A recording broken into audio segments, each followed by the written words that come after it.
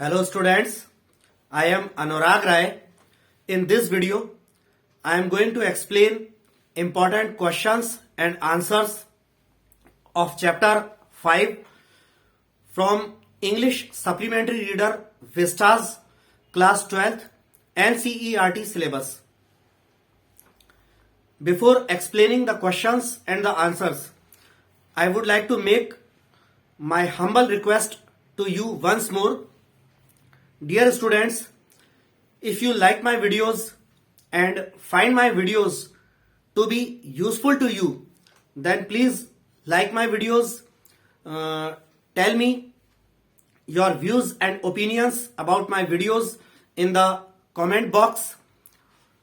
If you haven't yet subscribed my YouTube channel Anurag Rai English Tutor, then please subscribe it right now, and please don't forget to hit the bell icon so that you may get the notifications of my latest uploads on my YouTube channel Anurag Rai English Tutor. So let's start the questions and the answers. I repeat the name of the chapter, Should Wizard Hit Mommy, written by John Updike. This is chapter number 5 from English Supplementary Reader Vistas class 12th NCERT syllabus. John Updike. तो first question में पूछते हैं, इसमें actually दो questions मर्ज कर दिए हैं। Who is जो, जो कौन है। How does she respond to her father's story telling, वह अपने पिता की कहानी सुनाने पर कैसे प्रतिक्रिया करती है। पिता के द्वारा कहानी सुनाए जाने पर जो कैसे प्रतिक्रिया करती है। तो आंसर में कहते हैं, जो और Joanie is a 4-year-old daughter of Jack and Clare. जो उसका घर का नाम होता है और फुल नेम उसका जोआनी होता है। तो जो या फिर हम जोआनी कहें, वो जैक और क्लेयर नाम के जो हैं आदमी औरत होते हैं। ये हस्बैंड वाइफ है, जैक हस्बैंड है, क्लेयर वाइफ है। इन दोनों की 4 साल की छोटी बेटी है। In the story telling session she takes so many things for granted but also takes active interest in it. ये जो टेक फॉर ग्रांटेड लिखा है, टेक फॉर ग्रांटेड का मतलब होता है किसी चीज़ को हल्के में लेना, मतलब किसी चीज़ का महत्व नहीं समझना, किसी चीज़ के इंपॉर्टेंस को नहीं समझना। तो कह रहे हैं, in the story telling session, कहानी सुनाए जाने के सत्र में, she takes so many things for granted, वो कई सारी चीज़ों को हल्के में लेती है, कई सारी चीज़ों का महत्व नहीं समझती। But also takes active interest in it, लेकिन कहानी में वो जो है पूरा सक्रियता के साथ रुचि रखती है। तो कई चीज़ों को वो हल्के में लेती है, कई चीज़ों का महत्व नहीं समझती, लेकिन कहानी में वो पूरी सक्रियता के साथ रुचि भी रखती है। तो अगला क्वेश्चन आपको स्क्रीन पर दिख रहा है, what do you think was Jo's problem. आपको क्या लगता है कि जो की समस्या क्या होगी। तो आंसर में कहते हैं, little Jo had been accustomed to the happy ending of the stories of Roger, where the wizard was helpful to him in fulfilling his wish। तो नन्ही बच्ची जो होती है वो आदी हो चुकी होती है। accustomed का मीन्स होता है आदी हो जाना या अभ्यस्त होना। छोटी बच्ची जो है वो अभ्यस्त होती है, वो आदी होती है। रॉजर की जो कहानियाँ होती हैं उसकी हैप्पी एंडिंग में वो चाहती है कि रॉजर नाम के जानवर की जितनी भी कहानियाँ हो, उनकी सबकी जो एंडिंग है, कहानी का जो अंत है, वो बड़ा खुशनुमा हो। क्योंकि वो छोटी बच्ची है, तो छोटे बच्चे जो है हंसी खुशी के माहौल में रहते हैं। उनको दुख दर्द गम क्या होते हैं ये पता नहीं होते, और वो उन्हें पसंद भी नहीं करते। तो छोटी बच्ची जो आदी हो चुकी होती है, रॉजर नाम के जानवर की जितनी भी कहानियाँ होती हैं उनकी हैप्पी एंडिंग का मतलब खुशनुमा अंत हो, जहाँ पर जो उस कहानी में जो विज़र्ड होता है, जादूगर, वो रॉजर नाम के उस जानवर के लिए सहायक हो, मददगार हो उसकी इच्छा को पूरा करने में। तो इस तरह की हैप्पी एंडिंग की आशा रखती है, जो हमेशा। In the story where the wizard changes Roger Skunk's foul smell into that of roses, she could not digest the ending of the extended story where Roger's mother hit the wizard and forced him to change Roger's smell back. तो ये एक बड़ा paragraph है। अब यहाँ देखिए, कह रहे हैं इन द स्टोरी, इस कहानी में, where the wizard changes Roger Skunk's foul smell into that of roses, इस कहानी में जहाँ पे ऐसा मोड़ आता है जब जादूगर जो है, रॉजर स्कंक जो जानवर होता है, उसके शरीर की गंदी बदबू को खुशबूदार गुलाबों की बदबू में जब बदल देता है, तो क्या होता है, she could not digest the ending of the extended story. तो जो है वो बढ़ी हुई कहानी, जो बढ़ा दी गई कहानी के अंत को पचा नहीं पाती, हजम नहीं कर पाती। Where Roger's mother hit the wizard and forced him to change Roger's smell back, और कहानी का वो अंत जहाँ पे रॉजर स्कंक की माँ जो है वो जाकर जादूगर के सिर पर जोर से हिट करती है, उसको मारती है, और बलपूर्वक अपने बेटे रॉजर स्कंक की वही पहले वाली बदबूदार स्मेल जो है वो वापस डलवा देती है विजर्ड के द्वारा। विजर्ड ने जो उसकी बदबूदार स्मेल को हटाकर रोज़ की स्मेल कर दिया था रॉजर स्कंक की। तो कहानी में वो जो मोड़ आता है जहाँ पे रॉजर स्कंक की माँ जाती है, विजर्ड के सिर पर मारती है, और बलपूर्वक उसके बेटे के शरीर में जो गुलाबों की खुशबू डाली होती है, विजर्ड ने उसको हटवाकर वापस से उसकी वही दुर्गंध उसके शरीर में डलवा देती है। तो कहानी का ये जो अंत होता है, बढ़ा हुआ अंत, ये अंत जो को पसंद नहीं आता है। In the beautiful world of a child's imagination, fairies and wizards are more real than reality itself. तो कह रहे हैं एक बच्चे की कल्पना की जो दुनिया है, एक बच्चे की कल्पना की जो सुंदर सी दुनिया है, उसमें फेयरीज मतलब परियां एंड विजर्ड्स और जादूगर आदि वो ज़्यादा हकीकत होते हैं स्वयं सच्चाई की तुलना में। यानी बच्चों की जो कल्पना की दुनिया होती है उसमें सच्चाई की तुलना में जादूगर लोग हुए, परियां हुई, ये लोग ज़्यादा हकीकत होते हैं। बच्चे इनको ज़्यादा हकीकत मानते हैं, रियलिटी के बजाय परियों को, जादूगरों को, इनको ज़्यादा हकीकत के रूप में मानते हैं बच्चे अपनी कल्पना की सुंदर सी दुनिया में। She could not digest the harsh realities of life. तो कहानी का जो अंत हुआ था कि उसकी माँ, रॉजर स्कंक की माँ, अपने बेटे की बदबूदार स्मेल वापस उसके शरीर में डलवा देती है, तो जीवन की उन कठोर हकीकतों को जो है बर्दाश्त नहीं कर पाती है, उन्हें हजम नहीं कर पाती है, तो इसलिए उसे वो कहानी की जो एंडिंग थी वो पसंद नहीं आती है। तो जो की प्रॉब्लम ये थी। क्वेश्चन नंबर 3 में पूछ रहे हैं, how does Jo want the story to end why. मतलब जो उस कहानी को किस प्रकार से अंत होना चाहती थी और क्यों। मतलब जो किस प्रकार से चाहती थी कि कहानी का अंत कैसे हो और ऐसा वो क्यों चाहती थी। तो आंसर में कहते हैं, Jo refused to accept the end where Roger Skunk's mother hit the wizard and that too without being hit back. तो ये कह रहे हैं कि जो कहानी के उस अंत को स्वीकार करने से इनकार कर देती है जहां पर रॉजर स्कंक की माँ जाकर विजर्ड के सिर पर जोर से छाते से मारती है, हिट करती है, और बदले में माँ को नहीं मारा जाता, बदले में विजर्ड जादूगर के द्वारा माँ के सिर पर नहीं मारा जाता। जो कहानी का ये जो अंत था जो उसके पिता के द्वारा सुनाया गया, जो इसको स्वीकार करने से मना कर देती है। She wanted the story to end with the wizard hitting back the mother skunk with his magic wand on her head. Jo चाहती थी कि कहानी इस प्रकार अंत हो कि बदले में जादूगर भी पलट करके अपनी जादुई छड़ी से, मैजिक वॉन्ड का मतलब है जादुई छड़ी, जादूगरों के पास जादू की छड़ी हुआ करती थी। तो जो चाहती थी कि इस कहानी का अंत इस प्रकार हो कि जब रॉजर स्कंक की माँ ने जादूगर को मारा था तो बदले में जादूगर भी अपनी जादू की छड़ी से माँ स्कंक के सिर पर जोर से मार दे, हिट कर दे। She also wants that the wizard should not take back Roger Skunk's pleasant smell.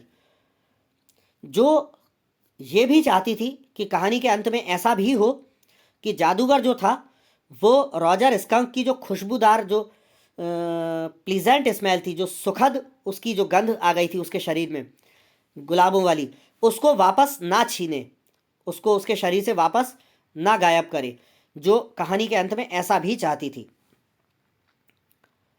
Question number 4 में पूछ रहे हैं, why does Jack insist that it was the wizard that was hit and not the mother.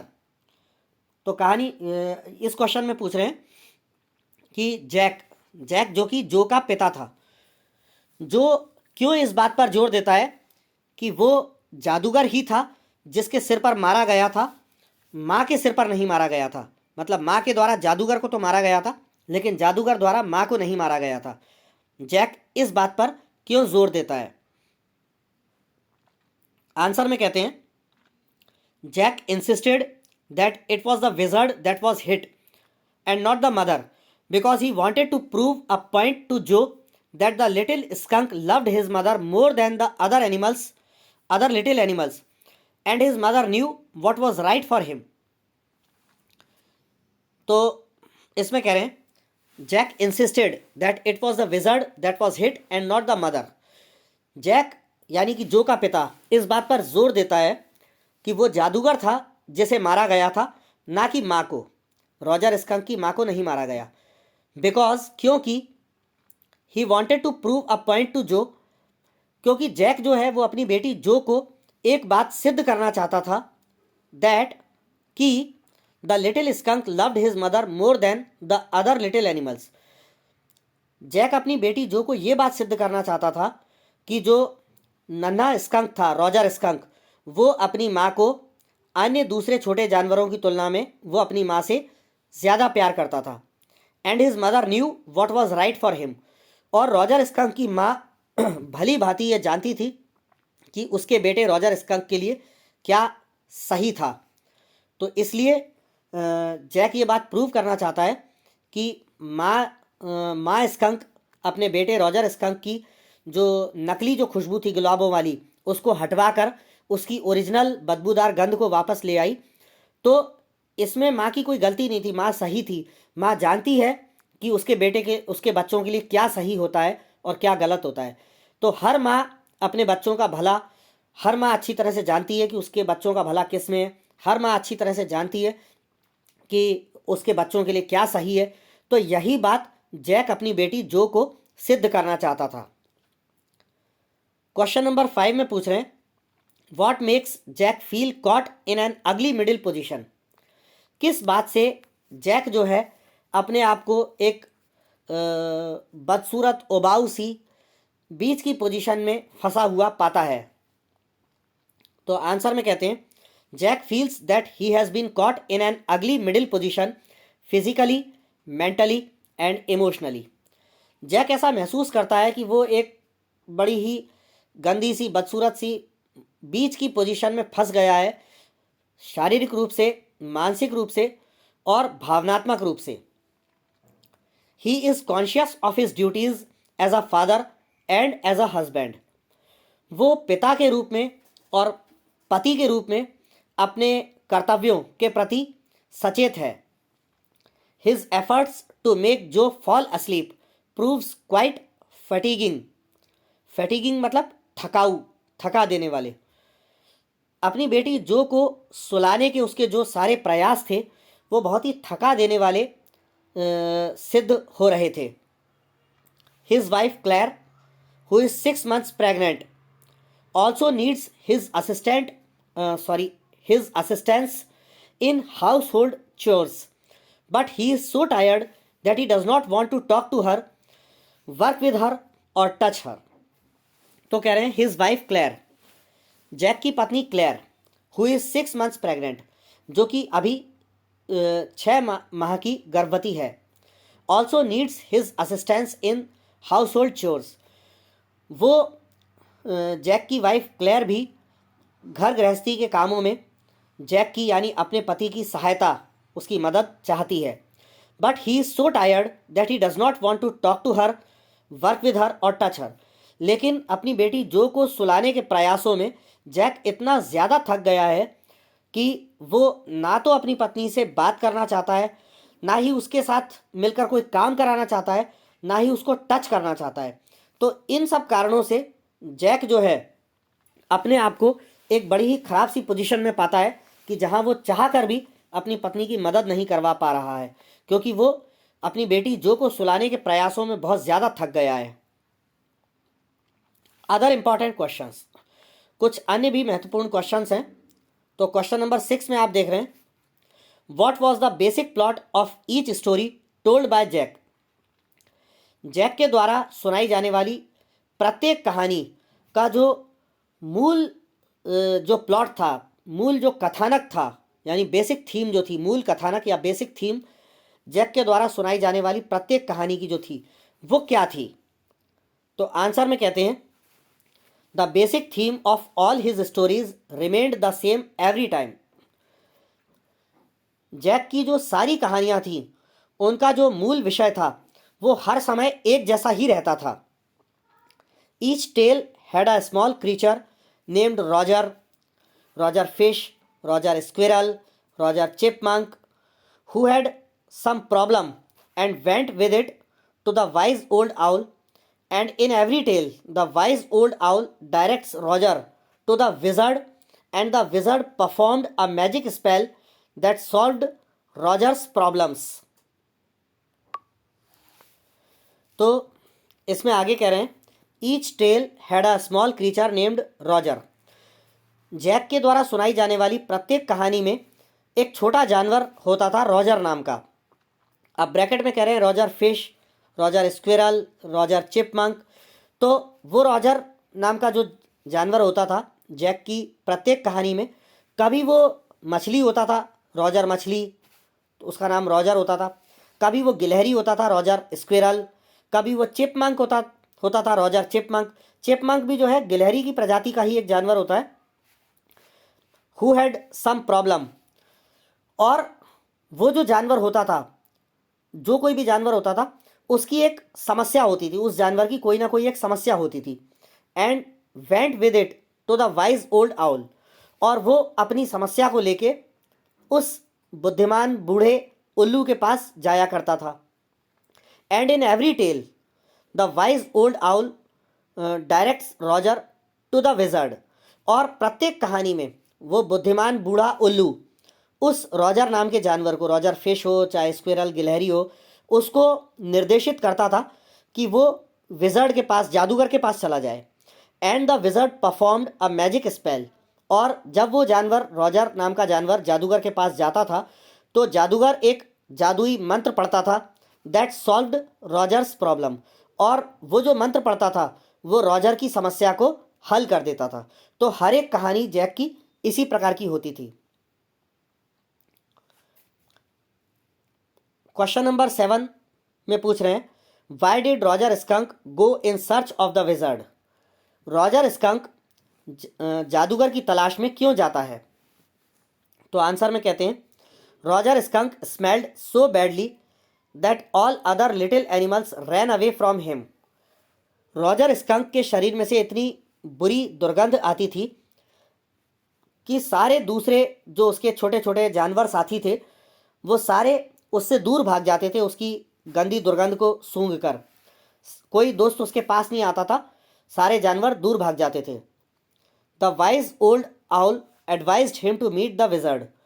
बुद्धिमान बूढ़े उल्लू ने Roger skunk को सलाह दी कि वो जाकर विजर्ड से, जादूगर से मिले। Only he could help him and solve his problem by performing magic spell. सिर्फ जादूगर ही उसकी मदद कर सकता था और उसकी समस्या को हल कर सकता था अपना जादुई मंत्र पढ़ करके। तो स्टूडेंट्स, यहाँ पर आकर आपकी supplementary reader vistas class 12th की बुक का चैप्टर 5 जिसका नाम है should wizard hit mommy, written by John Updike, इसके इंपॉर्टेंट क्वेश्चंस और आंसर्स पूरे होते हैं। नेक्स्ट वीडियो में फिर मिलूँगा नेक्स्ट लेसन के चैप्टर के इंपॉर्टेंट क्वेश्चंस और आंसर्स के साथ। तब तक के लिए विदा लेना चाहता हूँ।